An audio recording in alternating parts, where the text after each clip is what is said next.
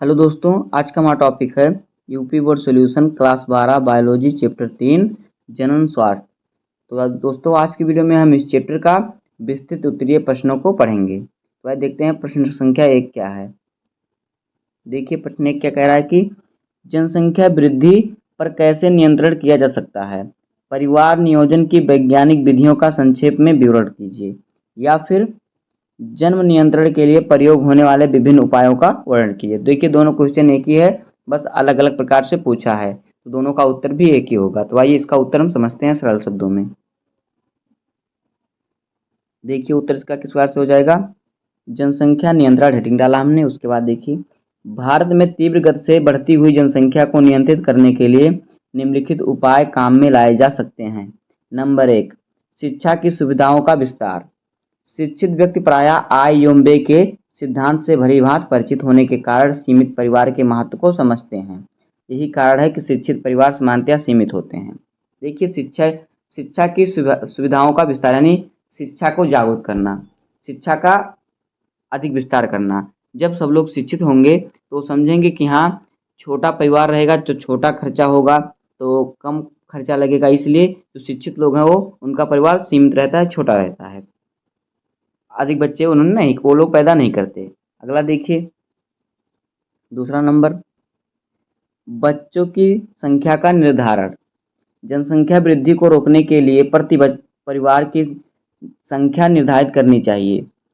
मतलब जनसंख्या की वृद्धि को रोकने के लिए सरकार को चाहिए कि हर एक परिवार में निश्चित कर दें कि किसी को 2 बच्चे से अधिक बच्चे का जन्म नहीं देना है। इसके लिए सरकारी स्तर पर कानून के संशोधन किए जाने चाहिए। यदि संभव ना हो तो सीमित परिवार वाले व्यक्तियों को ऐसे प्रोत्साहन दिए जाने चाहिए जिनसे कि जन सामान्य में इसके लिए प्रति रुचि उत्पन्न हो। अगर उन्हें नहीं रोक सकते तो क्या करना चाहिए, जो जो लोग सीमित हैं, जो लोग जिनके बच्चे कम हैं, जैसे कि जिनको एक दिन के 1-2 बच्चे हैं, उनको कुछ सरकारी सुविधाएं देनी जानी चाहिए।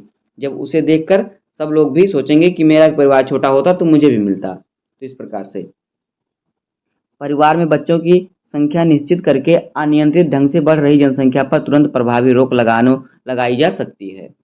अगला देखिए प्रश्न संख्या 3, सॉरी तीसरा ऑप्शन देखिए, क्या तीसरा उपाय क्या है। विवाह योग्य आयु में वृद्धि।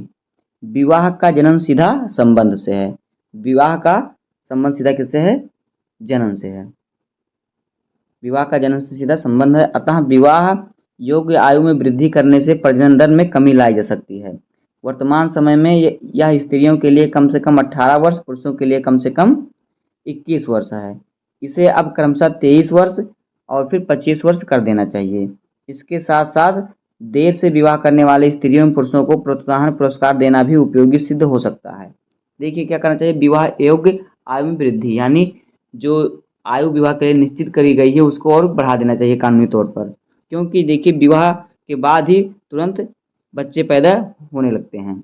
तो जब विवाह देर में होगी तो बच्चे देर में होंगे तो उनको उतना समय नहीं मिल पाएगा अधिक बच्चे पैदा करने के लिए, तो इससे भी जनसंख्या कम होगी। देखिए वर्तमान समय में स्त्रियों की आयु 18 वर्ष निर्धारित की गई है शादी के लिए और पुरुष की 21 वर्ष, तो इसको बढ़ाकर स्त्रियों के लिए 23 कर देना चाहिए और पुरुष के लिए 25 कर देना चाहिए। इसके साथ साथ अगर देर से विवाह वाली स्त्रियों पुरुषों को पुरस्कार मिलने लगेंगे तो सब लोग देर से विवाह करेंगे, तो इससे भी जनसंख्या में नियंत्रण पाया जा सकता है। आगे देखिए चौथा नंबर, गर्भपात को ऐच्छिक एवं सुविधापूर्ण बनाना। हमारे देश में गर्भपात को प्राचीन समय से ही घृणित माना गया है। गर्भपात की सुविधा को शीघ्र ही राष्ट्रीय स्तर पर उपलब्ध कराना जनसंख्या वृद्धि को रोकने के लिए बहुत आवश्यक है। अनावश्यक गर्भ से छुटकारा पाकर स्त्रियां अपने परिवार के बच्चों की संख्या सीमित रख सकती हैं। देखिए गर्भपात यानी गर्भपात की सुविधा, जो लोग गर्भपात करना चाहते हैं उनके लिए अच्छी सुविधा होनी चाहिए हॉस्पिटल में।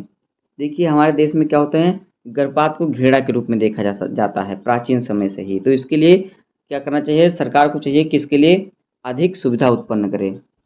आगे देखिए पांचवा, समन्वित ग्रामीण विकास एवं परिवार कल्याण कार्यक्रमों में तालमेल।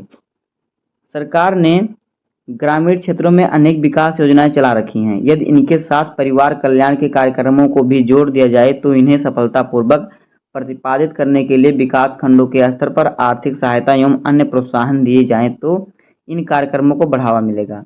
ग्रामीण क्षेत्रों में सरकार को संतत निरोध के साधन व दवाएं निःशुल्क बांटनी चाहिए।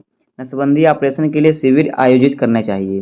देखिए, सरकार को क्या चाहिए कि जो गर्भ निरोधक दवाइयाँ होती हैं उसको फ्री में बांटनी चाहिए, और फिर जो गर्भ निरोधक सभी उपकरण है उसको सरकार को क्या करना चाहिए कि ग्रामीणों में फ्री में बांटना चाहिए, जिससे लोगों को जो होता है असुरक्षित सहवास ना करें, असुरक्षित सेक्स ना करें, जिससे बच्चे कम पैदा हों, जिससे जनसंख्या वृद्धि को रोका जा सकता है। अगला देखिए 6वां नंबर,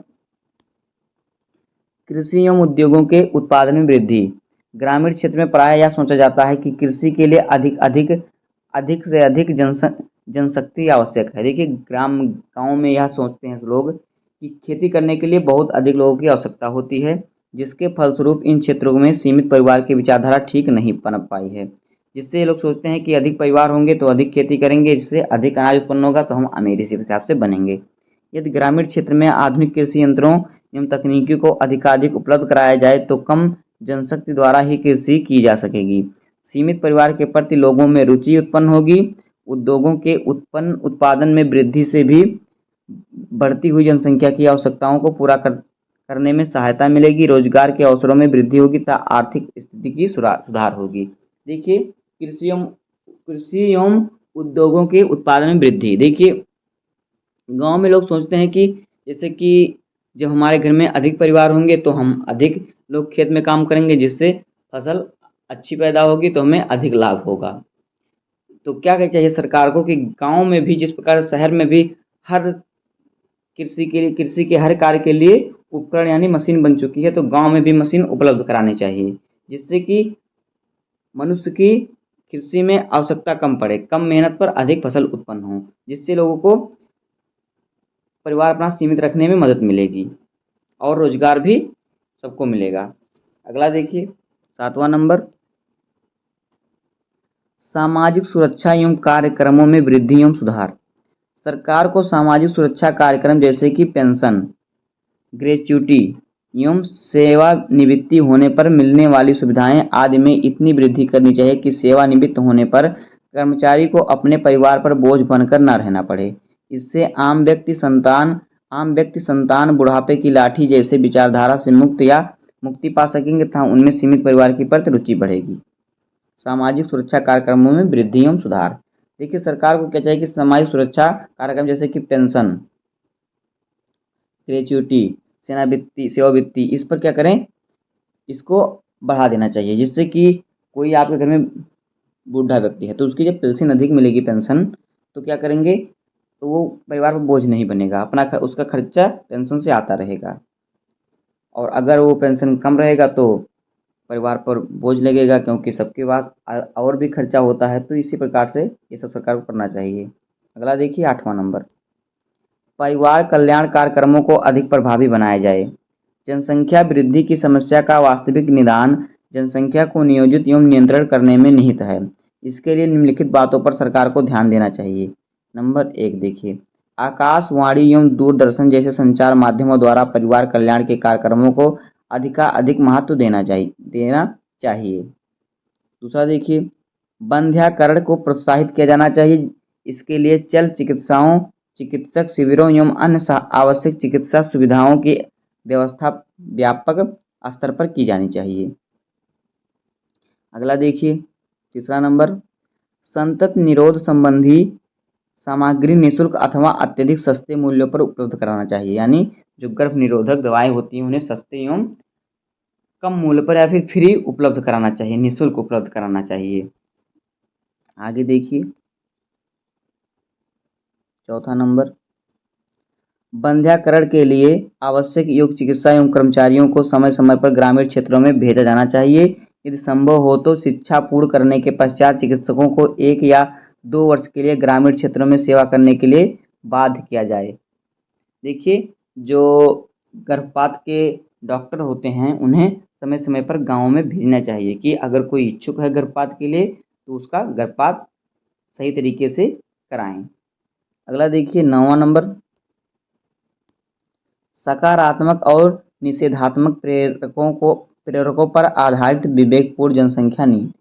देखिए, जनसंख्या को नियंत्रित रखने के लिए विवेकपूर्ण नीति को अपनाया जाना तथा समय समय पर उनका पुनर्मूल्यांकन कर उसमें आवश्यक संशोधन करते रहना अत्यधिक महत्वपूर्ण है। 10वां नंबर देखिए, विदेशियों के आगमन पर रोक। भारत में प्रतिवर्ष अनेक विदेशी आकर बस जाते हैं। प्रायः बांग्लादेश और नेपाल से आने वाले लोग आकर भारत में बस गए हैं। सरकार को विदेशी लोगों के आगमन को प्रतिबंधित कर देना चाहिए।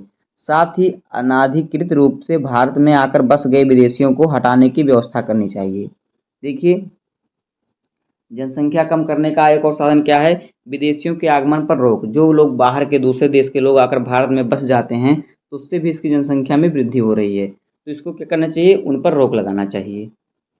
अगला नंबर देखिए, नंबर 11, जनसंख्या के धार्मिक आयाम का अध्ययन एवं वास्तुनिष्ठ निर्णय। भारत में जनसंख्या वृद्धि के मजहबी आयाम को धर्मनिरपेक्षता के नाम से अनदेखा किया जाता है। अब वह समय आ गया जब सभी धर्मावलंबियों, राजनीतिज्ञों एवं आम व्यक्तियों को कठोर निर्णय लेने चाहिए। आगे देखिए क्या है, हमारा प्रश्न में एक प्रश्न और पूछा था कि परिवार नियोजन की विधियां। तो देखिए, परिवार नियोजन की विधियां या फिर गर्भ निरोधक। तो देखिए, जनसंख्या को सीमित रखने के लिए विभिन्न प्रकार के परिवारों में संतान उत्पत्ति की दर को नियंत्रित करके मानव जनसंख्या की वृद्धि को कम किया जा सकता है। इस प्रकार परिवार के आकार में सीमित रखना ही परिवार नियोजन है। इसके लिए कई विधियां अपनाई जाती हैं, इन्हें निम्नलिखित श्रेणी में बांटा जाता है। देखिए क्या है, जनसंख्या को सीमित रखने के लिए विभिन्न प्रकार के संतान उत्पन्न पर क्या करना चाहिए? नियंत्रण करना चाहिए। इससे क्या होगा? जनसंख्या वृद्धि में कमी लाई जा सकती है। आगे देखिए, परिवार नियोजन के आकार को सीमित रखना चाहिए। आइए देखते हैं इसके किस प्रकार से श्रेणी है। नंबर 1, बंध्याकरण या फिर नसबंदी। इस प्रक्रिया को वैक्सोटॉमी भी कहते हैं। इस प्रक्रिया में पुरुष में विसरण कोश के ऊपरी भाग को शुक्रवाहिकाओं को काटकर इनके दोनों कटे सिरों को बांध देते हैं। स्त्रियों में इसे सैल्पिजेक्टोमी या फिर ट्यूबेक्टोमी कहते हैं। देखिए, जिसे नसबंदी कहते हैं, बंध्याकरण यानी नसबंदी। तो पुरुषों में नसबंदी में क्या किया जाता है? पुरुषों में जो विसरण कोष होता है उस विसरण कोष की नस को काट कर दोनों को आपस में बांध देते हैं, जिससे उसका जो होता है लिंग से कनेक्शन हट जाता है और जिससे सेक्स के दौरान शुक्राणु नहीं निकलते। आगे देखिए क्या है, महिलाओं में किस प्रकार से होता है? महिलाओं में शुक्र वाहिकाओं को काट दिया जाता है। आगे देखिए, तो इस प्रकार से जब हो जाएगा, नसबंदी इस प्रकार से होती है, तो नसबंदी कराने के बाद इन लोग बच्चे पैदा नहीं कर सकते। अगला देखिए दूसरा, कंडोम का प्रयोग, यूज ऑफ कंडोम। तो देखिए, यह एक पतली झिल्ली होती है। पुरुष संभोग के समय इसे लिंग पर चढ़ा लेता है। इस प्रकार वीर्य स्त्री की योनि में स्खलित न होकर कंडोम में ही रह जाता है। देखिए कंडोम का उपयोग, कंडोम एक पतली झिल्ली होती है, जिस प्रकार से गुब्बारा होता है उसी प्रकार से एक पतली झिल्ली होती है, और इसे जो लिंग होता है पुरुष अपने लिंग पर इसे सेक्स से पहले पहन लेता है, चढ़ा लेता है। उसके बाद जब सेक्स करेगा तो उसमें जो वीर्य निकलेगा वो स्त्री की योनि में नहीं जाएगा, जिससे वो बच्चे को जन्म नहीं दे सकती। वो जो होता है वीर्य कंडोम में ही रह जाएगा।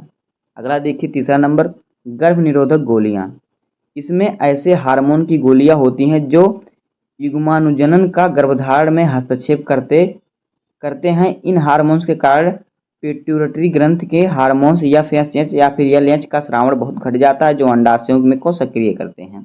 देखिए गर्भ निरोधक गोलियां कैसे काम करती हैं। जो गर्भ निरोधक गोलियां होती हैं, जब ये औरतें अगर खा लेती हैं तो क्या होता है, युग्मक जनन जो गर्भधारण में हस्तक्षेप करते हैं, जो गर्भधारण के लिए हार्मोन्स होते हैं वो कार्य करना बंद कर देते हैं, बहुत कम कार्य करते हैं। जो FSH और LH हार्मोन्स होते हैं जो कार्य कम करते हैं, तो अंडाशय जो होता है क्या होता है, असक्रिय हो जाता है, काम करना बंद कर देता है, जिससे क्या होता है ये गर्भधारण नहीं कर सकते। अगला देखिए चौथा नंबर, अंतः गर्भाशयी यंत्र। इस विधि में प्लास्टिक या तांबे या स्टील की कोई युक्ति गर्भाशय में रोक दी जाती है। जितने समय तक यह युक्ति गर्भाशय में रहती है भ्रूण का रोपण गर्भाशय में नहीं हो पाता। देखिए अंतः गर्भाशय यंत्र क्या होता है। इस विधि में प्लास्टिक या तांबे के स्टील की युक्त गर्भाशय में रोप दी जाती है गर्भाशय में, जिससे कि शुक्राणु अंदर ना जा सके और यह जितने समय तक यह गर्भाशय में रहेगा उतने समय तक बच्चे को जन्म नहीं दे सकती, उसमें भ्रूण नहीं पनपेगा, शुक्राणु अंडाशय से नहीं मिल पाएगा। पांचवा देखिए बाधा विधियां देखिए ये विधियां शुक्राणुओं को गर्भाशय में पहुंचने से रोकती हैं। इन विधियों में योनिधानी तनुपट तथा ग्रीवा टोपी का प्रयोग किया जाता है। तो दोस्तों इस प्रकार से हो जाएगा इस चैप्टर का विस्तृत उत्तरीय प्रश्न। उम्मीद है कि आपको वीडियो पसंद आया होगा। अगर आपको वीडियो पसंद आया हो तो वीडियो को लाइक कर दीजिएगा और चैनल पर नए हैं तो सब्सक्राइब कर दीजिए। मिलते हैं किसी नेक्स्ट वीडियो में, तब तक के लिए धन्यवाद। जय हिंद।